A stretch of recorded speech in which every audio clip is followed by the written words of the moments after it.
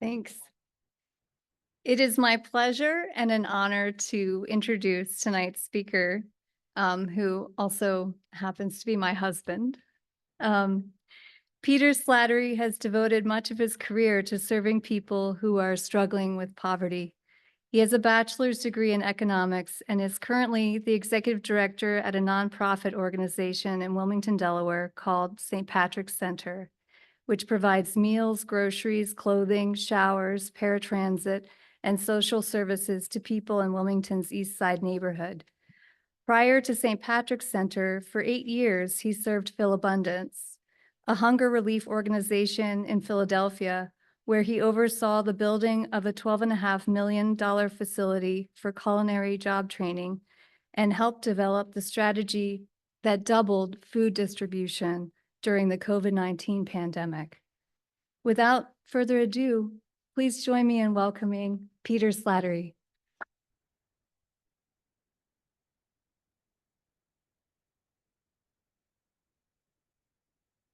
Thank you, sweetheart. Okay, this always takes a minute. I'm also obnoxiously tall, and I'll leave it here for Pete next month because he's also obnoxiously tall. I am very nervous. Can you hear me? I can't feel like this thing is. I can always ditch it and use my theater voice. It's easier when you have a script. Thank you. I hope I can live up to the introduction that Cassie gave me. I'm Peter Slattery. I've been in Arden town in Betty Solway's old house since about 2013 with my wife, Cassie, you just met, and my little daughter, Amalia, who's here. I have my sort of list of notes and index cards, and I'm sure that's going to go just fine. But the more I actually speak for a living at my job, I have to give speeches on St. Patrick's Day, particularly every year, and I'm still not very good at it. And the note cards helped last time, but I don't know how I'm going to do it too. But I want to thank the Scholars Guild for inviting me to be here. Particularly Jen, who put up with me ignoring all of the emails as I tried to put this thing together. And I already thanked Cassie, but I'd like to thank all of you for being here. I know this is a topic that comes up a lot for a lot of folks. Dude, you're the best. I think we already knew that, though. Thanks, Chris. Right. Poverty has been a driving force in my life. I come from a family of social workers. My grandfather founded a nonprofit that worked on reentry out of prisons, became a national chain. You've probably never heard of it. Most of the offices changed their name. But it's been something that has been a part of my entire life. And I've spent the last 12 years working primarily in food insecurity, as Cassie mentioned, Philabundance, and now St. Patrick's Center. And I won't pester you all to make donations to St. Patrick's Center. That's what I have Dila for. She's my champion, and I appreciate everything you do for us. And I apologize if I talk a little too fast. I have a habit. The reasons for poverty, if you ever, like on an individual level, it's always different. Everybody's got a different story, and all the stories are different, right? But the cause is always the same, right? It's a lack of access to resources, right? I've seen people in my career whose lives have spiraled out of control because they got a flat tire, right? They got a flat tire. They didn't have 75 bucks for a new tire. Their boss needed an employee. Their boss replaced the employee because the employee couldn't get to work anymore, right? The people who come to St. Patrick's Center have stories like that. They have stories that include, being in prison. They have stories about opioids, all the things that you've heard, but they also just lost their job, right? A lot of them just got there was a woman who was rear-ended at a traffic light, and when she woke up out of her coma, she had already lost her apartment. Right?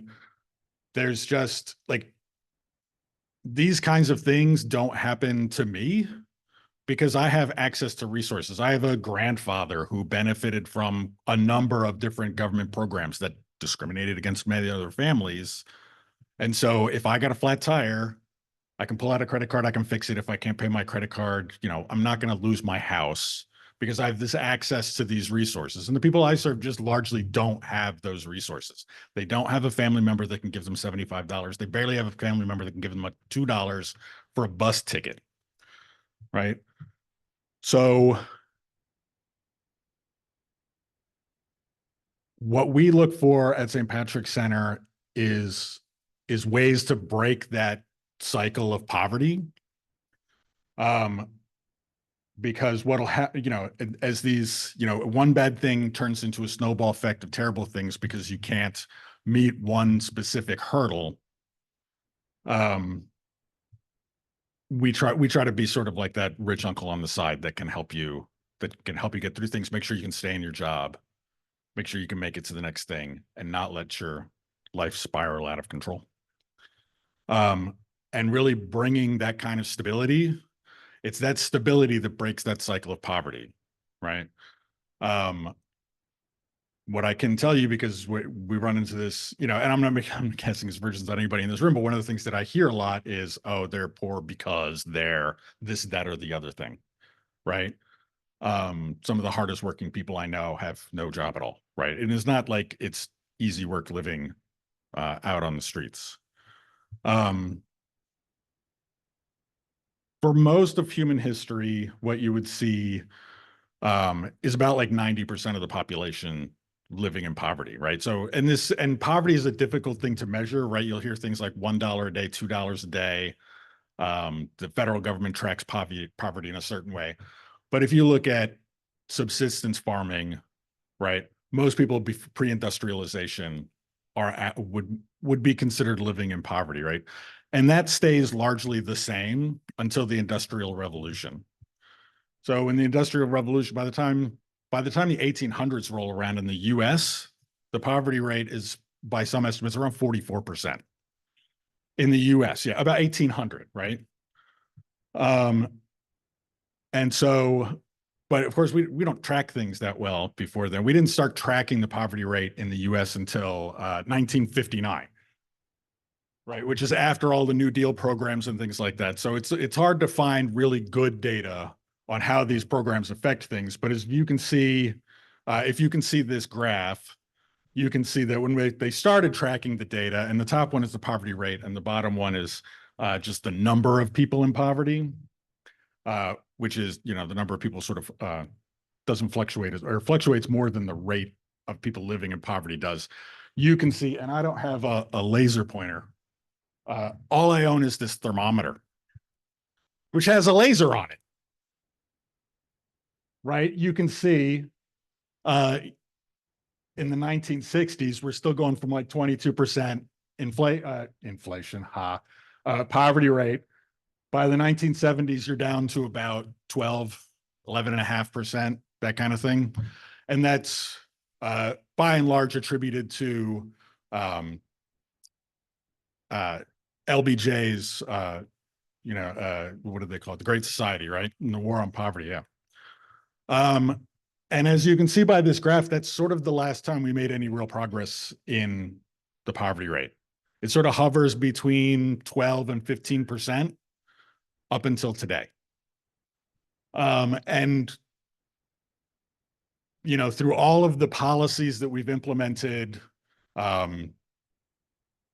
the various approaches we've had, one of the things that I noticed from this chart is that the only thing that really draws poverty rate down are sustained periods between the recessions, right? So it'll drop sort of between, the only thing that starts reducing the poverty rate is the stability in the marketplace, right? People aren't rapidly losing their jobs, which is what causes people, which is what, as I said before, can cause things to spiral out of control for a number of people. One of the things, and one of the reasons that I chose this chart is because it ends around 2022, because there's some weird things that start to happen during COVID. This includes two different measures that the government uses to measure poverty.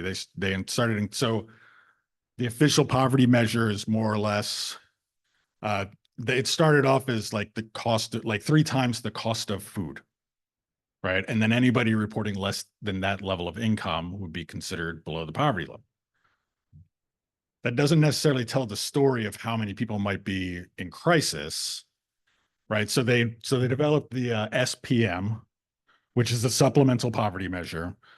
And this really starts to measure like, well, did you get food stamps? Did you get other welfare money from the state, right? So the safety net.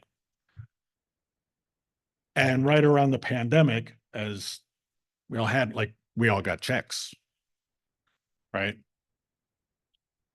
We all got checks. If you had kids, you got like another $300 for quite some time, right? And what we saw at St. Patrick's Center, and what this graph shows here, so this graph is specifically, the next graph is specifically. But what this graph shows you and what we saw at St. Patrick's Center was, while there were the benefits coming in, the number of families coming in for food went down, right? To the point when I started the job in 2021, we were feeding about 45 families a day, right? The last checks went out early 2021. In March of 2022, the additional SNAP benefit, there's a temporary SNAP allotment, SNAP's also known as food stamps, ended. In March, so that ended in March. In April, 30% more families came in for food. The effect was immediate, and the number just kept climbing after that. We're now serving about 160 families a day, right? That said,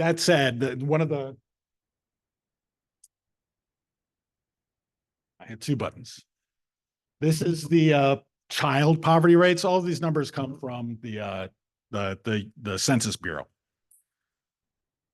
You see the child poverty rate drop all the way down to 5.2%, and then spike right back up again as soon as that safety net is taken away from them. And that's what we saw in the families coming in just for emergency food. That number looks, what is that?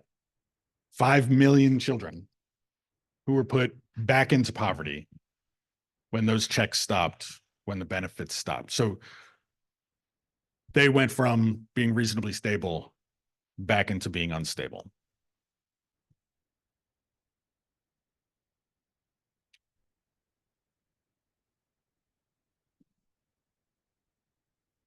I meant to mention at the beginning, I plan on doing this in like 3 stages. So a lot of this is just like background information. I'm going to get into what UBI is, which I think a lot of people know. And then I start getting into my argument why we should do it. And I encourage you to ask questions or challenge some of my assumptions, because one of the reasons that I'm here, I do need more practice public speaking, but I get increasingly excited about this idea, and I need to be better challenged to poke holes in it and find out what I'm missing, where I might be wrong, these kinds of things. I've been studying this for a while. This is something that fits. This is something that I studied in school. I got my education in economics. I also have a couple of associate's degrees and a minor in things like business administration and IT. I studied at George Mason University, not known as the most liberal economic school out there. For those of you who remember Robert Bork, he was one of the, he was a chair there, and Hunter College in New York. So I sort of span a lot of spectrums, and this idea spans a lot of spectrums. This doesn't, while there are notable supporters of this idea, they span the political spectrum, right? Martin Luther King talked about this idea. Elon Musk talks about this idea, right? So it can be all over the place. And Henry George was supportive of this idea. So, and this is my last slide. That's how busy my presentation is, but I have plenty more to say, right? So universal basic income is a pretty easy idea, right? And generally we talk about it in terms of just, like we got those checks during the pandemic. Every month you send a check for, say, $1,000 to every adult citizen, right? So when I first started talking about this idea a number of years ago, the poverty level for an individual in America was about $12,000 a year. If you made more than $12,000, the government did not consider you impoverished. If you made less, the government considered you to be impoverished, right? This is not a great measure, but it's the one we got, right? Now that number is about $14,500. But if you gave somebody $1,000 a month and they got the 12,000 a year, by definition, they're no longer in poverty. So if the title of this is, can UBI solve poverty? You could have a great night. Thank you. I'll be back. Right? It, by definition, by the measures we use, wouldn't solve poverty, right? Just giving somebody cash isn't necessarily going to get them out of poverty. It's the stability that it brings that breaks that cycle of poverty, right? It's the idea that if you lost your job, your income doesn't go from $50,000 a year to zero, right? One of my favorite phrases about universal basic income is that it is capitalism where base income isn't zero, right? Because this isn't, it's not price controls in the same way that like minimum wages. It's not requirements for, what is it? The CCCs where you could just like go and the government give you a job. This is a program back in, actually, I think they're the ones that put in the stones that line our streets, right? Yeah. Yeah. The CCC was part of the WPA. Am I right? Anyway, it was around the same time. I forget what CCC stand for, but it was basically a bunch of kids. Right. Citizen Conservation Corps. And many of them then just got shoved right into the military. And I don't know if it was them that put in the stones, or it was a WPA program. Now I'm just curious. Okay. Yeah. Yeah, I'm a big fan of those curb stones. Until I lose my tire. A couple of points. So you will hear a few different phrases used. There's guaranteed basic income, which largely means the same thing. There's a guaranteed minimum income and negative tax rates, which you'll often hear told and talked about in the same way. They are different things. And I do want to bring that up because it's important as to sort of the function of UBI and how it works, right? So a guaranteed minimum income is, well, we're just going to make sure everybody gets at least $12,000 a year. And if you only make 5,000, well, we'll give you 7, right? The negative tax rate sort of works the same way. You just get a negative tax and you get cash back to reach a certain point.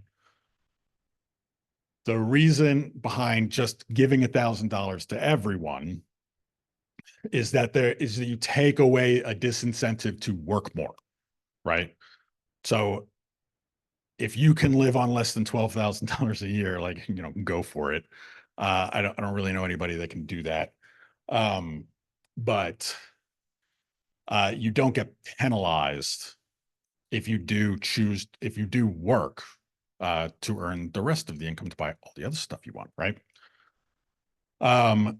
It is largely paid for by more progressive income taxes. So if you are in the top 1, 10, 20%, you would pay a little bit more to make this program work. And I will get into a little bit of how you pay for this program because it is not a cheap thing to do, as is probably somewhat intuitive, right? But the question, some of you may be wondering why this is in the news a lot lately, why there's a lot of tech bros that are discussing this, and many of you probably already know this, and uh, it's actually in the news a lot. A lot of people are worried that AI and automation are making humans increasingly obsolete, especially if you're just talking about manual labor or menial tasks in the labor market.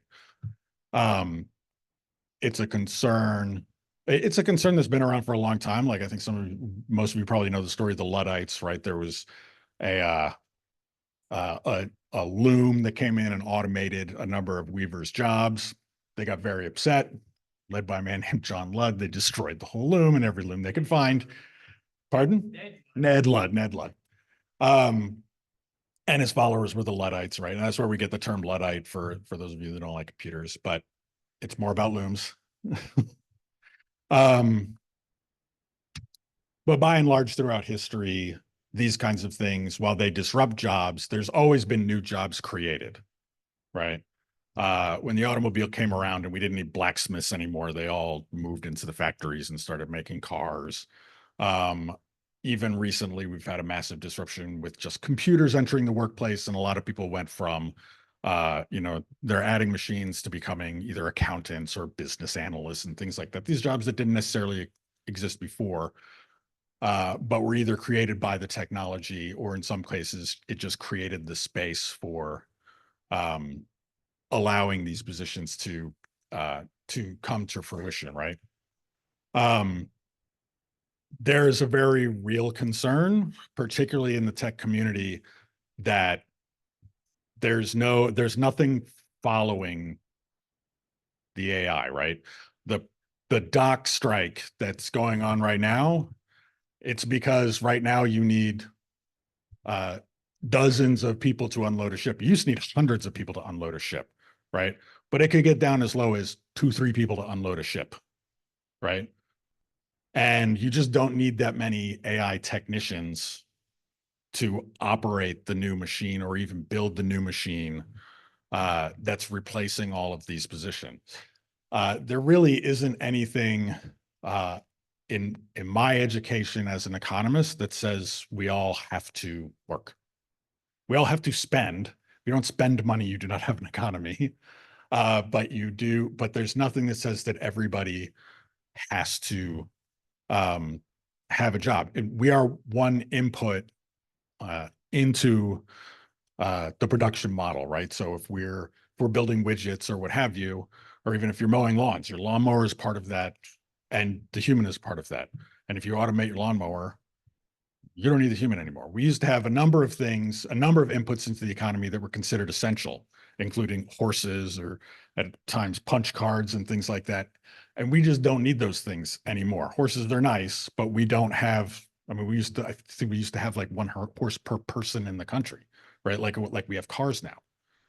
And we don't have them anymore. We largely have them for entertainment. Um, Now I could be proven wrong on this. All these tech guys could be proven wrong on this. Some new thing might come along, but we haven't seen it, right? When the manufacturing jobs started going away in the 60s, we largely replaced them with service industry jobs, right? And so most of our economy relies on us buying things and buying services to keep a larger and larger percentage of the population employed. And as there's more downward pressure on wages from more and more people losing their jobs to AI, presumably, the unemployment rate actually currently is very low. Um, there's a concern that there's just not going to be enough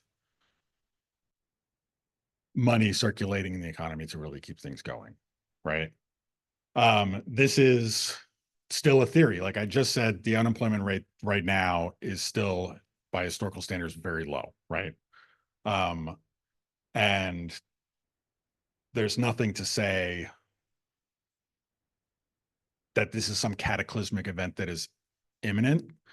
But when I look at things like the increasing inequality in the US, I see downward pressure on wages has been happening for a long time, right?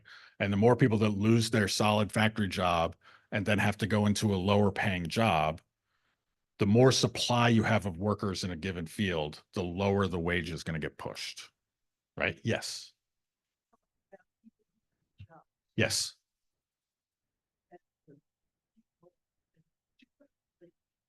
Men who produce children and have no jobs. Where do they fit into your picture?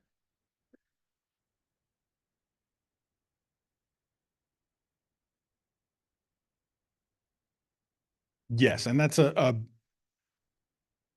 not a question that I want to dodge, right? I would. No, actually, a lot of it gets into, so one of the things about universal basic income is that it is not shown to reduce people's hours of work, right? And I can get into that if I can ever actually keep track of my notes and stay on task. That person is by and large not the person who's impoverished in the US, right? The person who's impoverished in the US has one or two jobs, right? I am not at St. Patrick's Center, I'm not the morality squad, right? I'm just here to make sure that his kids don't fall through the cracks. Because if I can support him, the best way I can support his kids is by supporting him, even if he just doesn't want to work, right? And if I can get their kids to grow up in a stable environment, then their kids might be able to provide a stable environment to their kids. The population who doesn't even know who their children are. Well, I can't do much about people who don't know who their children are, but if I can support families, right? So, I mean, this actually used to come up in conversation, a lot of Philabundance, right? So there's like money out there for like kids' meals. And we're like, well, what are we going to do? Make a smaller candy bar and a tinier sandwich? Like, that's silly, right? The best way we can support the kids is by supporting their parents, right? And so we really wanted to get at, we didn't want to create fancy programs to specifically help kids when we knew that the best way to help the kids was to support the parents. Part of what I'm missing from my notes is that poverty in and of itself is like a disease, right? And it leaves real lasting scars on people. And you can't always, there's no magic panacea to magically heal those scars. And so the status quo is let that guy go and let his children slough off too.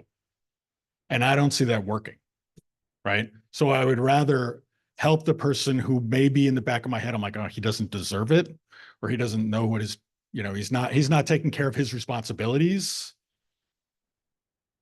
But I'm looking for a longer term solution that's going to break that cycle, right? Disproportionately in America, adults on food stamps were children on food stamps. I am one of the children that was on food stamps. My parents met in graduate school. I grew up in Falls Church City, which is the wealthiest municipality in the US. And I learned how to count by fives, counting stamps out of a food coupon book that my mother was going to use to feed her family, because it can happen to anybody, right? When I talk about my grandfather wasn't going to let us foreclose in the house, that's a true story, right? And that's the typical story. Even though I know like 20 minutes ago, I just said everybody's story is different, but I know I feel like I'm a little bit rambling, but I really did want to honestly answer your question. So, okay.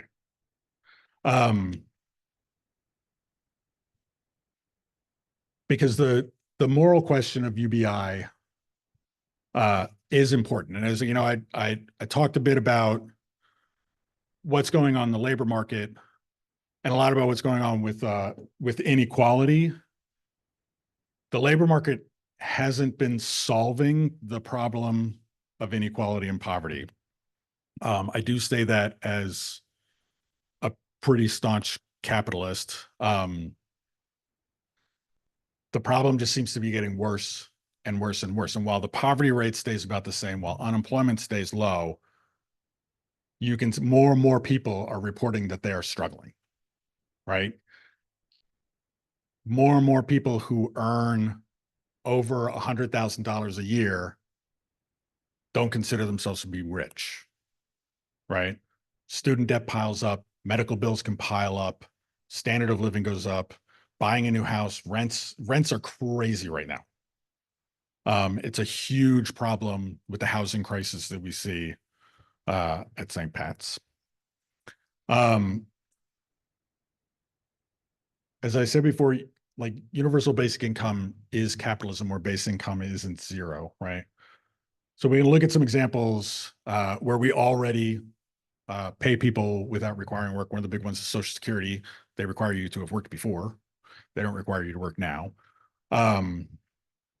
But it is a big dividend we send out to a lot of people. There's also the earned income tax credit. You may have heard the Alaska Permanent Fund. That's not a huge, it's like $1,000 or $2,000 a year. It's not a huge amount. And even just stock dividends, right? And stock dividends are actually one of the key things for me as I think about universal basic income and how we implement universal basic income, right? If you were part owner in Amazon, if you own stock, they would take some of their profits and they would send you a check, whether you're an active investor or a passive investor. You don't have to do anything. They'll just send you money, right? It's great. And I like Amazon as an example because Amazon is a huge marketplace. Basically what they do is they bring producers and consumers together in one place, right? We are all part owners of the largest marketplace in the world, right? It's the US economy. And we do get dividends from owning that large economy, right? We pay taxes and we get paved roads and we get schools and we get security and functioning court systems and all that great stuff. But there's no reason why we couldn't get some of that benefit back in cash. It's not really any different from sort of a moral perspective of receiving benefits from the government that we run, right? And so, like for me, that's always been, and you know, I hope it is, or maybe it is for you. It's an important way of how I look at this as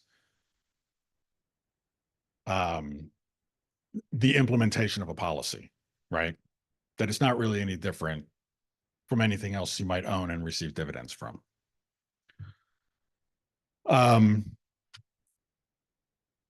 One of the biggest argument you'll find if you go digging around the internet on universal basic income is this idea of paying people not to work, right? There have been a number of studies done, one recently in Baltimore. The big one that people mostly have heard of is the one in Compton, California, not Compton, Stockton. Stockton gave people $300 monthly. And the results were, there was no reduction in the hours worked. There've been a number of studies done in Africa, places that have really sort of deep, entrenched, severe poverty. They actually saw people increasing work and more people starting their own jobs because they had this security and resources to be able to do so. In India, there was a universal basic income study done. They found that 68% of children in the study saw improvement in their school outcomes, right? So providing that stability, and I can tell you, as you know, as I did share, I was going back and forth as to whether I wanted to share my story. But when you grow up in a household that doesn't always have food, that doesn't always have resources, it's very, very stressful. There's more yelling. Not always, but it affects you. It affects you when you're the only one in your group of friends that can't afford to go see the movie and you have to go walk home, right? So if you can provide you provide that stability, you definitely see these kinds of outcomes. What you see in a lot of these, what's interesting is that a lot of the studies actually get stopped, especially if they're being supported by the government. Canada tried to start one, the government changes over, they pull the plug on it, right? For some reason, there's some antagonism to testing out this idea. I mean, it's not that hard a thing to test out. And that's why a lot of these sort of tech billionaires are funding studies to see if they can't support the idea. Where's that coffee that Alan gave me? Thank you, Alan. Yes. Point that you're talking, having been a victim disorder, having lived a life of income and stability, the resistance to the study is the people on top depend on the desperation of the people on the bottom. Okay, period. End of argument. There's your problem right there. You know, they depend on it. And they don't want, they blame the people for the problems they have, like it's their fault. They hold them down and then, Yeah, I'm sure that, yeah, I agree that there are people that probably have that outlook. I think there's also people who just fundamentally believe it's a bad idea and feel like if it gets a foothold, you're never going to take. So like there's still opposition to Social Security, right? And if they could go back in time and have stopped it from starting, that would be the preferred sort of thing to do, because now it's entrenched and you can't get rid of it, or and what have you.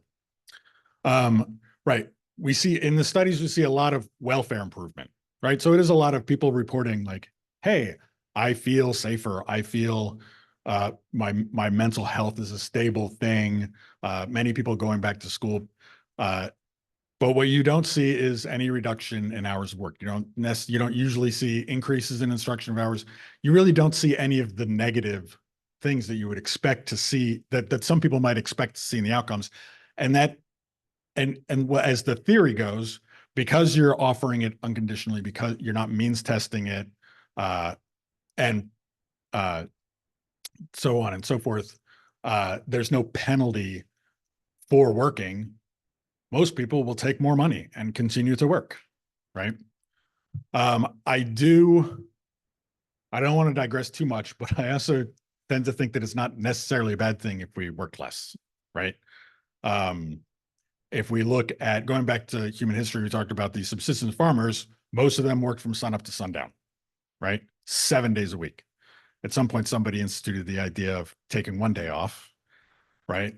When I was coming up, what I kept being told I was wanted was a 9 to 5, right? I'm one of the sort of last generation of people I know that still had a parent at home when I was growing up. I don't really know anybody that does that anymore, right? And it's not 9 to 5, it's 8:30 to 5:30, right? Because of the breaks you took, right? So that long arc of history towards working less has stalled, right? And if anything, we're working more. More of the population is in the work pool than there had been before. And so this idea of, well, you get a guaranteed basic income. Well, hey, maybe both parents work part-time jobs, right? My brother's a stay-at-home dad. He doesn't receive a basic income, but what's the old phrase? Like, nobody writes on their gravestone that I wish I'd spent more time in the office, right? I spend as much time as I can with my daughter. It's the best thing for me. I hope it's the best thing for her. I don't want to spend it at the office, and I love what I do. So I just wanted to defend at least a little bit, not working so much, even though that's not one of the outcomes that comes from the studies that we've done on UBI. I did go through some of these studies. All right. That is not to say that there aren't some difficulties with implementing UBI. The biggest one that comes up is how to pay for it. So at $1,000 a month, which would get you to $2,000 a year, even though I said before 14.5 is the current thing, but that would still cost about $3 trillion annually. The current US budget is $6 trillion annually, right? Yeah, federal, not including state and local, right? So this would just be federal. Now, so right, that's a big deficit. That's a $3 trillion deficit. Now you could get about half your cost savings out of that from redundant programs, right? So if you have a guaranteed basic income, you don't necessarily need food stamps anymore. The elephant in the room is Medicaid, right? That is a very expensive program. And it applies to people who make 125%, 150% of the poverty rate. I don't want to go too far down that rabbit hole because that is a whole different lecture on healthcare in the US. But it's a good question. If I was only making $14,000 a year, I probably wouldn't be able to afford $800 a month in health insurance, right? There are other things that presumably you could, there are two things. Like one is, as far as cost savings, we went through the things that sort of immediately you could see a reduction in, and most of them are benefits like food stamps, maybe Medicare, maybe Medicaid, not so much Medicare.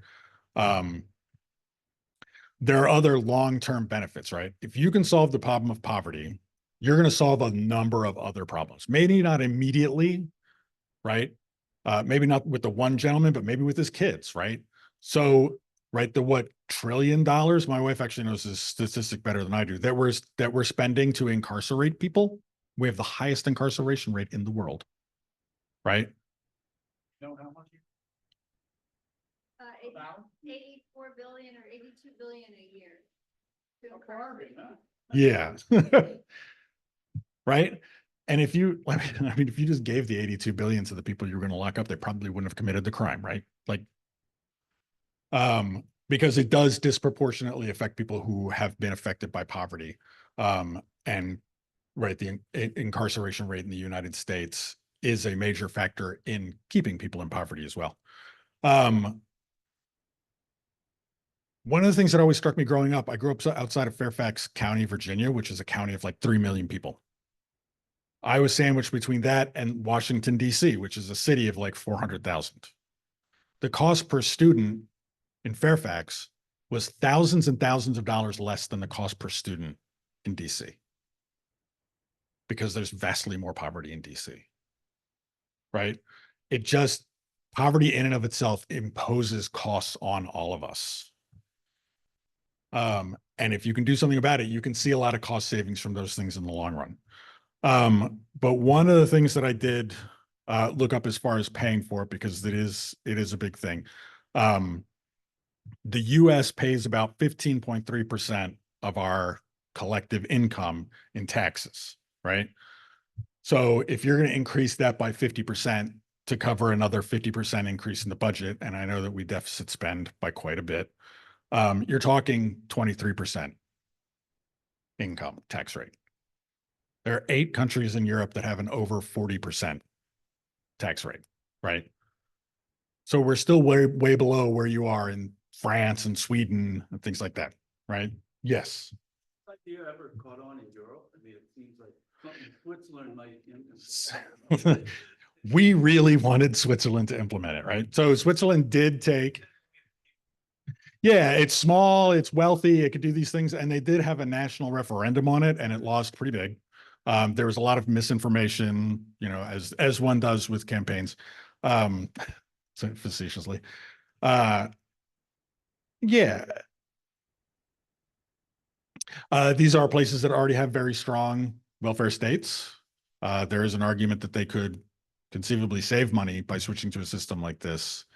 There's another story that has not, it's been one that I've been following that hasn't necessarily reached, you know, my regular news sources. I can't even remember how I found it, but it's called cash benchmarking.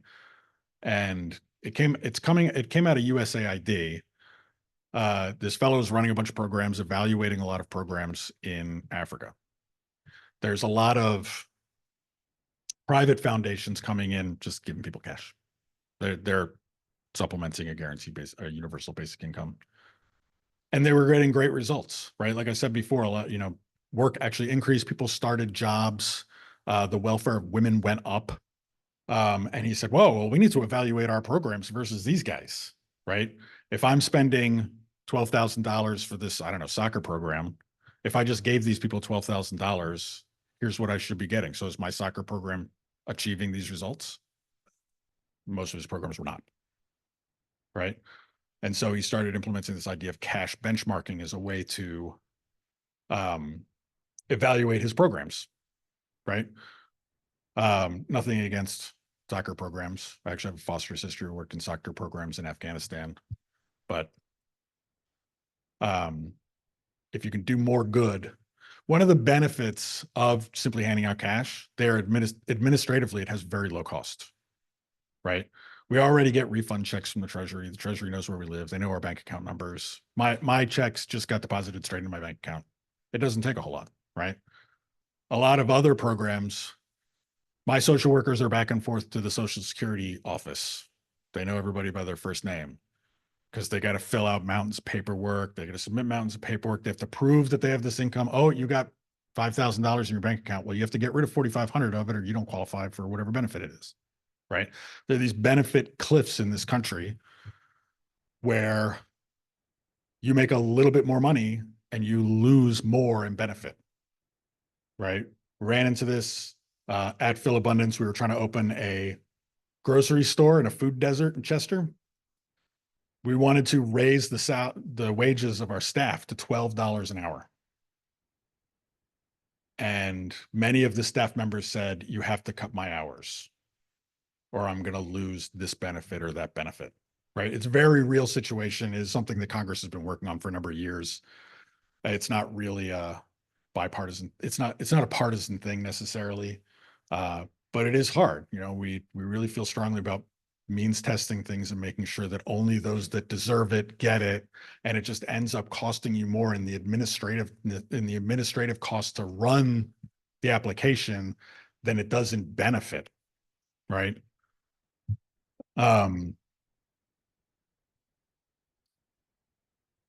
Right. So we talked about some of the Europeans. So the other thing I pulled up was we tax at about 19.6% of our GDP, right? So again, if we had to increase that by 50% for 50% increase in government outputs, would put us at 29.4%, or roughly what they do in Canada. These are not third world countries or anything. Like, they're not destitute. They're living happy lives. And I don't want to this is clearly not the place to have a discussion about how we should tax or anything like that, which I could also talk about forever. But it's not going to send us in the Stone Age. Sachin?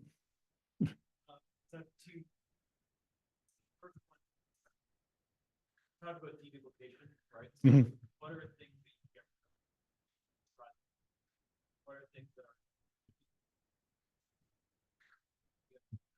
Yeah. So, I mean, there are a number of people who are, I've gotten to that age where I pay attention to how much I'm going to get in Social Security. It's going to depend on, it's going to make a difference in when I retire, things like that. There are promised benefits out there. And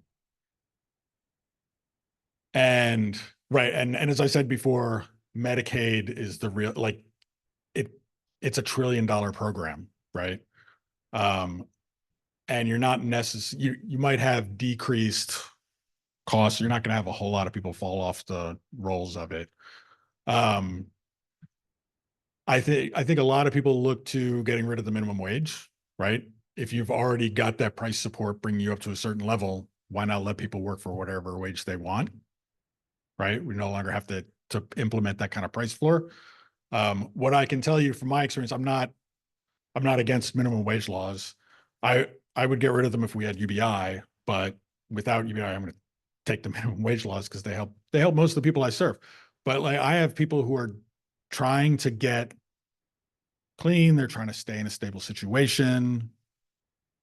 If I could just give them $5 a day to clean the lot, that would mean a lot in their lives. But I can't. because I have to bring them on as W-2 employees and I have to pay them at least $13.25 an hour in Delaware. And that's more than my budget will allow. Right? So, what we end up doing is we end up giving out gift cards because the IRS doesn't care about gift cards. And maybe they can go to ShopRite, buy a pack of cigarettes, get some other things that they might need. Yes. So about that minimum wage situation. Yeah. I would think that, corporations might put downward pressure on wages because of that. It's like, oh, you're already getting 12,000. I don't need to pay you 20 anymore. I can just pay you 8. And you'll end up the same. Well, wages are generally determined by what people are willing to work for them. I would be surprised if there was downward pressure on wages, largely because they're, in the grand scheme of things, is $12,000 is not a huge amount of money for most workers. Now, there might be more people willing to enter in the workforce at lower wages. And so I can see some people moving from 15 to 10, what have you, that kind of thing. But at the end of the day, they're still at a higher annual income. One of the things that comes up in business not infrequently is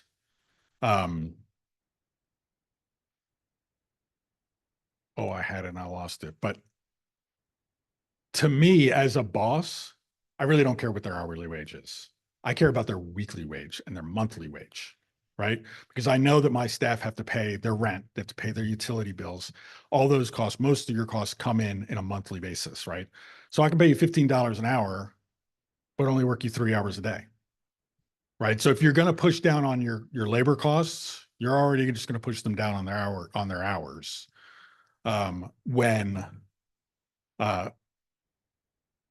When minimum wage goes up, that's not a very large effect, because again, we're talking about, for a business, not necessarily significant cost increases. And I guess I'm trying to make sure there's an argument that increasing minimum wage increases unemployment, and that argument largely hasn't shown up in any actual study. It's mostly just a transfer of wealth from wealthy people to less wealthy people. About is corporations take advantage of this situation where they don't have to worry, unlike you, who probably is very concerned about the people that work for you. Many corporations are not necessarily, and simply using a corporate lower wages to Right. increase their profits. If you're currently sorry. Got that situation. I mean, I am already kind of mad that people that work at Walmart or wherever for a minimum wage, we're already subsidizing big corporations. We're subsidizing Walmart with food stamps, for Mhm. instance. So we're already To the tune of a lot of subsidizing money, yeah.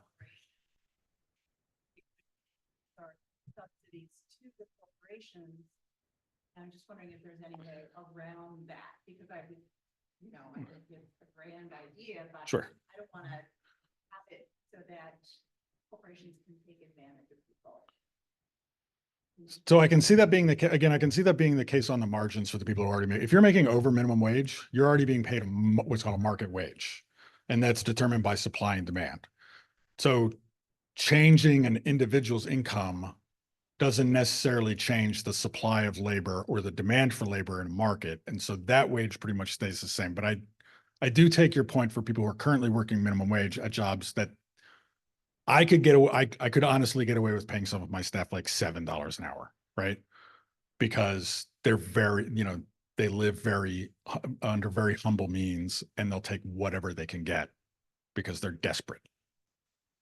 And so I do share some of your concern that could happen.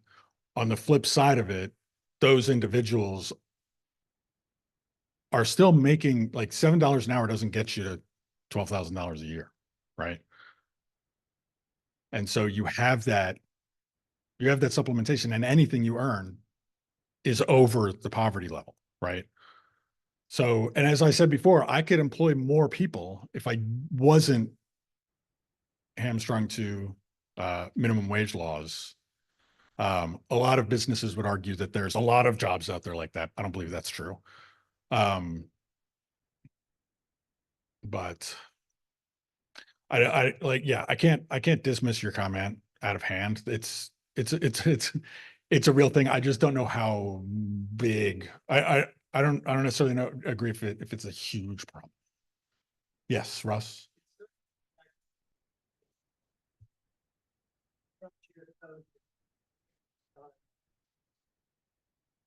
Say, market said, oh, group control the market. Does labor, have a say in the market? No. Well, I mean, and that's it's one of the reasons, it is one of the things that helps in this regard. So, one of the things that coincided, it actually started a little bit before the pandemic, but definitely happened during the pandemic. People got these checks. A lot of them quit their job because they could, right? If you're making $15 an hour and the alternative is $0 an hour, you're probably not going to quit your job, right? But if you're making $20,000 a year and the option is $12,000 a year or $14,000 a year, you have a much lower risk if you left your job and it took you a little while to find a new one, right? That they had to quit their, they had to stay home Mhm. because of the COVID thing. Yeah. So, I mean, you can't really just say people just quit because they wanted to. Well, and the money that we got in COVID was not going to last forever. It was not a permanent thing. And they extended unemployment benefits. That didn't help one of my employees who lost his home, found himself homeless anyway, after losing a job he had had for 12 years. Just because they closed his restaurant. Yeah. Everybody has basically. So now there's $3 trillion of new demand in the economy.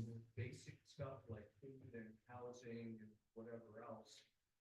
Where's the supply come from? Right. So that was my last note here.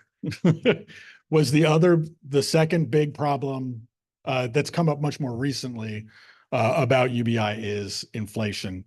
That's not necessarily to say that the checks that went out has caused all of the inflation that we saw, right? We saw inflation across the world in countries that did checks and didn't do checks. And we had yes, there was a supply shock in that the cost of goods and services went up because you couldn't get them, right? What I'm more concerned about is that when you give people when you move cash into one portion of the economy, demand for goods and services goes up, right? And therefore prices will go up because more people are demanding these goods, right? An increase in demand will increase prices in the short term. In the long run, when demand has increased for a good or service, more supply is brought into the market, more people will get into that market. And what you end up with in the long run, according to economic theory, is more supply at the same cost, right? That's not to say that I still don't have concerns about managing monetary supply with a guaranteed basic income. In this country today, we manage monetary supply through the Federal Reserve. They put money in and out of banks through using treasury bills. That money largely goes to home loans, business loans, right? That's where we push all of our money. And so the value of my house has gone gangbusters, which is great if you own a house. Questions from the audience. Could you please repeat them? Oh. Absolutely. Sorry about that.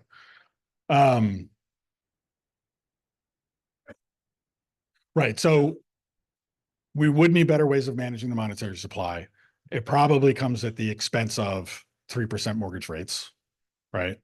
We just went through a thing with the Federal Reserve, and I don't want to get too wonky here, but I'm going to anyway. They dropped the rate from 5.25% to 4.75%, right? Huge 0.5% drop, made all the news. Historical average for the Fed funds rate is 5.5. We didn't have astronomically high Fed funds rate.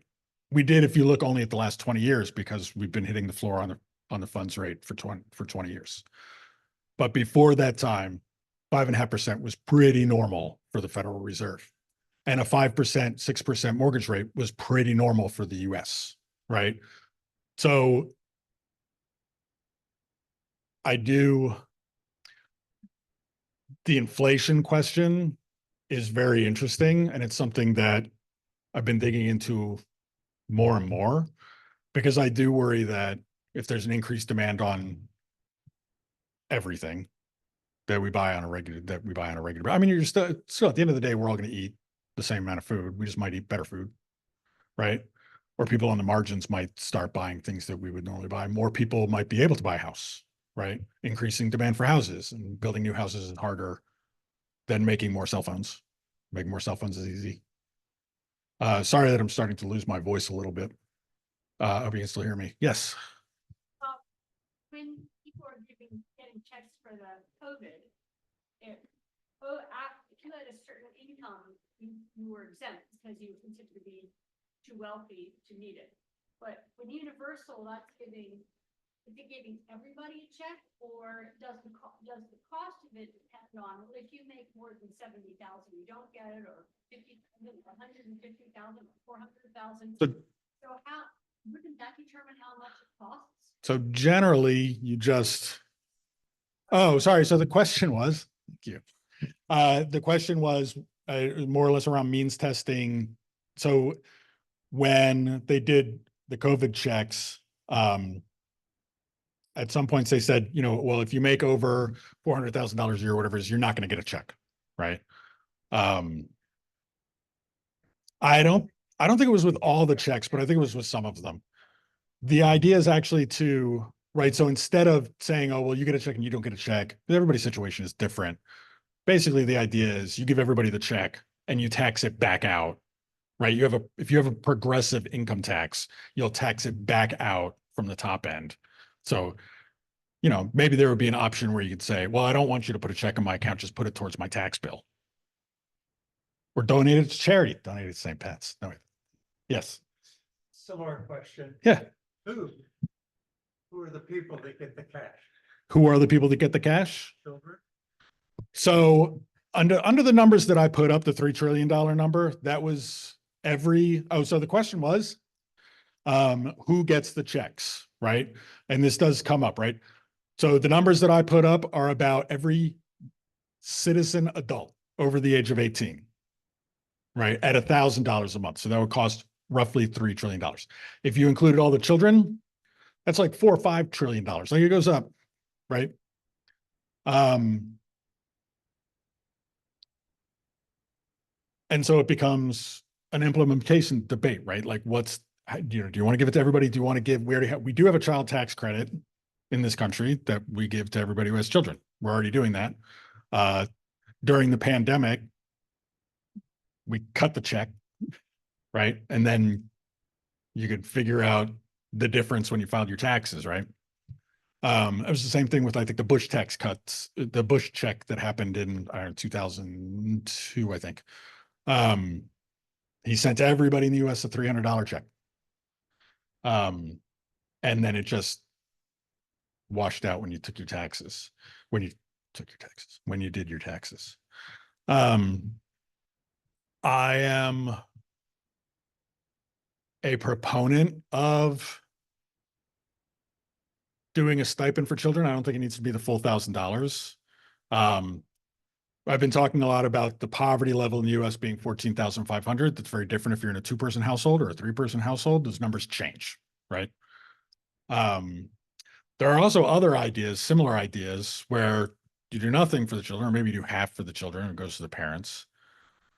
But when they're 18, you give them a lump sum of money, like $100,000, right? 20 years at $1,000 a month would be what, $200,000, right? So this would actually be cheaper. And what can you do with that money? You can start a business, you can pay for college, you can buy a house, right? All at the same cost of a $5 trillion, a program that doubles the size of the government, right?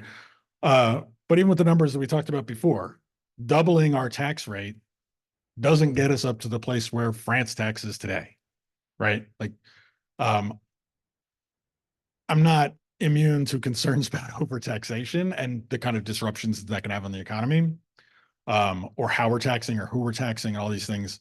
But that's a whole nother rant. You guys don't have time for that. Yes, Sachin. Second part. The first one was about getting rid of redundant programs. Right? Yeah. Let's say we got rid of, and we got rid of, whatever program. Right. We're talking about less than 1% of the federal budget. Yeah. My question is. No, okay. Part of what I'm so that whenever I go outside, I don't see like people starving. I don't see people dying in the street, being rejection.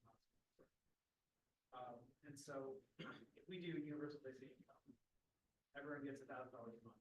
Am I now saying you got your $1,000? Why didn't you spend it on lottery tickets? I'm not giving you. Like, is it immoral? Like, what does that do to the population? So the question, and correct me if I don't interpret it correctly, is more of a moral question, right? So if our tax dollars are going to supplement people's income, and and we're feeling good because that's feeding people and feeding children, which we're already doing. The federal government covers can cover up to about 90% of the food you need in a month. The other 10%, St. Pat's. And I think your example was, so if I'm seeing someone thrown out of a hospital or in a store doing, making, I don't know, ill-advised decisions or still in need, is there still a moral argument to continue to support that person, even though we've already supported them to the point where they should no longer be in poverty, right? My answer is yes. I don't, and I say that largely because of my experience in my job. Probably less as I was never a philosophy major.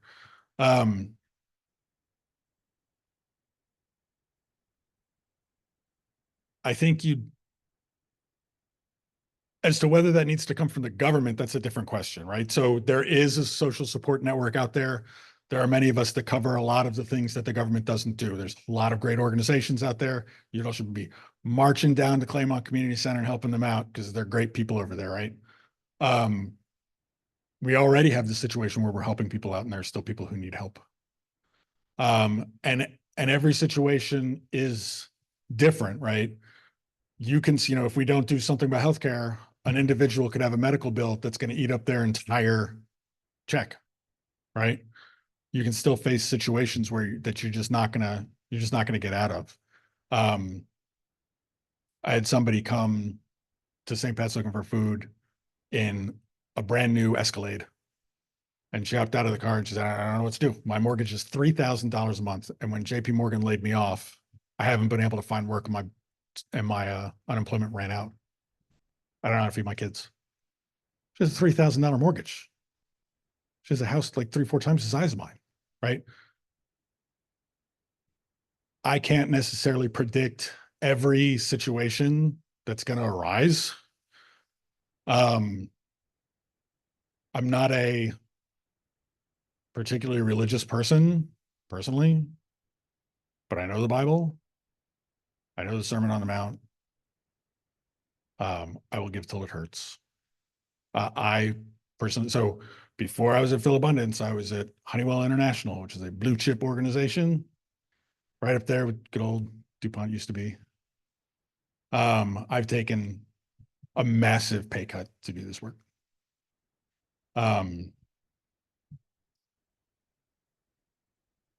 And I don't ask any questions from the people who come into St. Pat's who are in need, because it can be anybody. It was me at times. It was me when I was employed sometimes. Did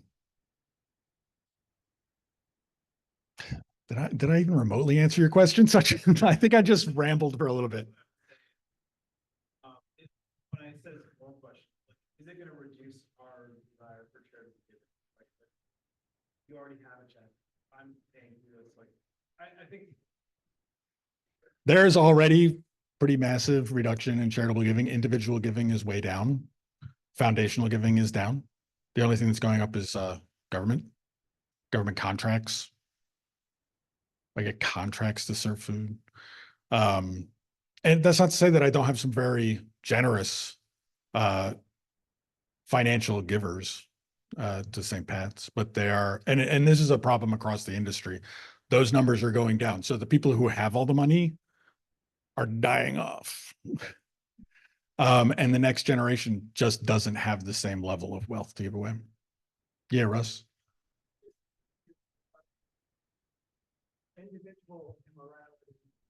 Conservatives can really come down hard on individual morality, not want to talk about corporate or spending on weapons that we don't need. I mean, we all spend not just this country and that, but everybody. So morality, we have to really balance. Yeah, there's individual morality, but there's corporate and government morality, and you can't ignore one in favor of the other because it affects your pocket. Did you say corporate morality or immorality?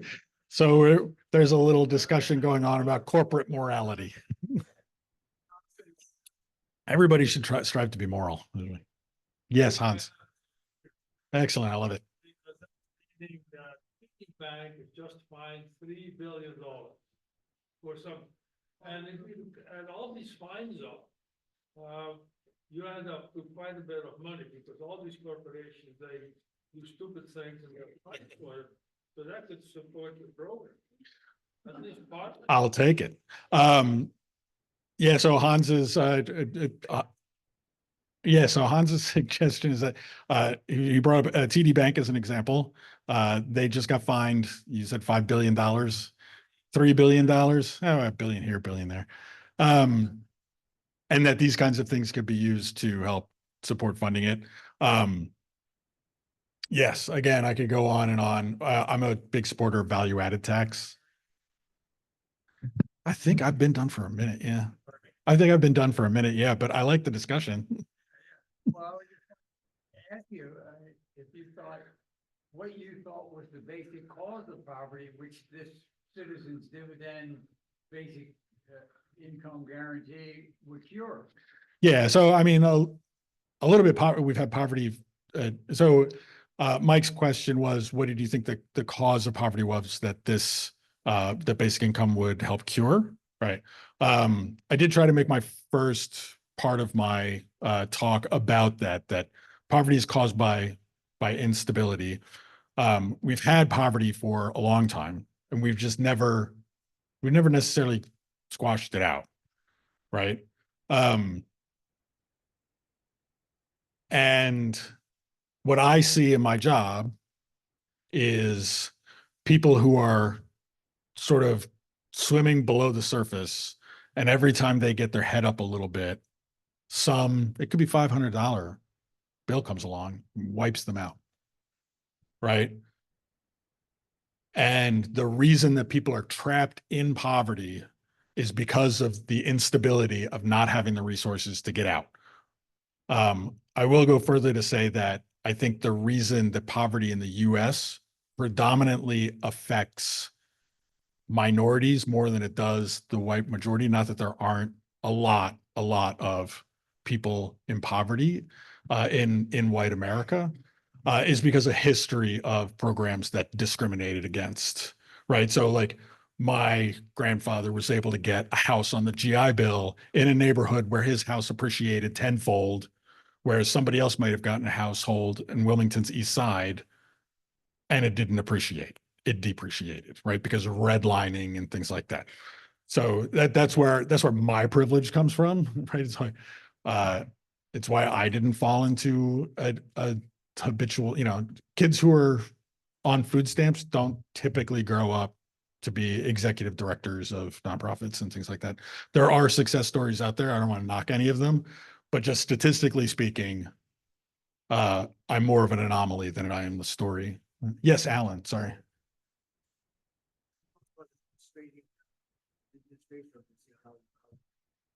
Easier to find people because money can get sent to bank accounts and blah, blah, blah. What about the homeless? How does this work with the homeless or affect the homeless? People that don't have an address, don't have a bank account. Yeah, so the question is, how do you reach the unhoused, right? And I'm fine with the word homeless. I try to use words that people would use to describe themselves, and the homeless people that I serve describe themselves as homeless, right? So in many places, the shelters, even St. Pat's, they use us as a mailing address, right? So checks come to us, we lock them up, so don't get any ideas. And you come and you can collect your mail, right? Banking, banking for the unhoused is a challenge, you know. Those checks went out. Apparently there was some, well, I mean, actually the biggest problem we ran into, Carney actually came and spoke to, I have a senior center at St. Patrick's Center too. And he came and talked to our seniors and they all said the same thing. Where's my $300 check? Right? Because Delaware had also sent out a little stimulus check. And so his aide took down everybody's name and social security number and in a few days called me and said that they all cashed their check. So people just sort of like they didn't realize it. That's not germane to your question. I just thought it was an amusing anecdote. But yeah, broadly speaking, people can get their mail. We don't have a whole lot of people that don't pick up their mail. Yes. Cost the average middle class. I mean, it depends on how you tax for it, right? Oh, sorry. Is the question was how will this affect the middle class tax person? So everybody gets their check, right? So you might have some of it taxed back, right? Your net benefit might not be the full 12,000. It might be 11 or 10,000, right? Just sort of depending on how aggressively we would set up a tax structure in order to pay for a $3 trillion program, right? Right. Yeah. Yes.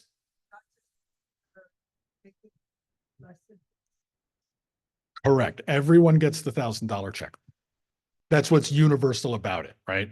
What you're trying to avoid is, oh, if I earned another $3,000, I'd lose my benefit, right? So if you just give it to everybody, then there's no disincentive to work and there's less of an administrative headache to administer the program, right? Yes. Yes. They would get their tech, but they would largely get it taxed back, right? So a progressive tax is where you tax, and we have a somewhat progressive tax in America. It's not as progressive as it used to be, right? But if you're paying, if the people at the bottom, so anybody earning under $14,000, 500 a year now does not pay income taxes in the U.S. Right? But people who make a little bit more pay a little bit. And the wealthier you get, you might end up paying 20% of your income, right? That's the current structure. And that's what's called a progressive, as opposed to a flat tax where everybody just pays 15% or whatever the number is, right? So this almost requires a more progressive tax where by and large, the money for this program comes out of the top 1 or 10% of income earners. And the money is basically redistributed to or effectively redistributed the way. Yeah, please. Get a $12,000 check if you're rich, but then you get taxed at least $12,000. Right. Right. So you get $12,000 a year, but then you get taxed $12,000 more free.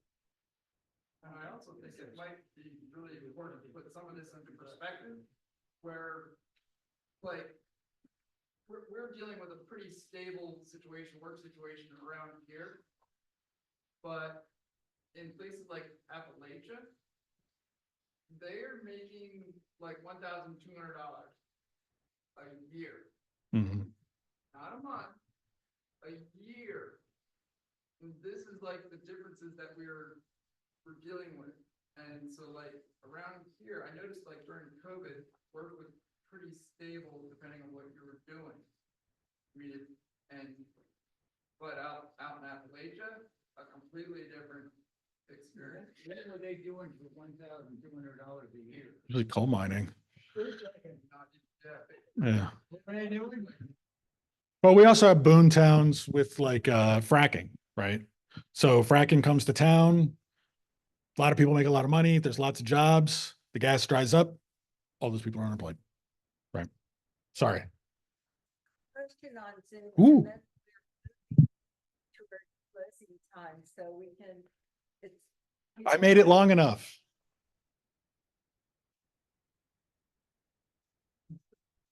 So Kathy on Zoom, wants to know if you agree that a minimum income should provide housing and food necessities. Yeah, so I do. Oh, okay, sorry. So the question was, should universal basic income cover housing and food necessities? By definition, yes. So I do tend to look at these things, including taxation, similar in ways if you're familiar with Maslow's hierarchy of needs.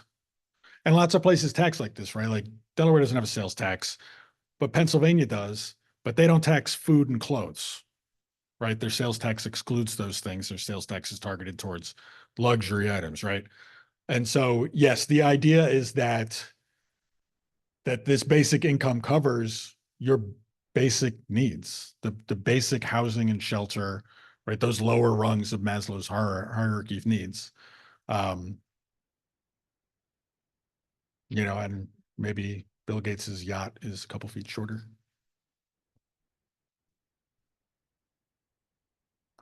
Thank you. Thank you so much. You guys have been wonderful.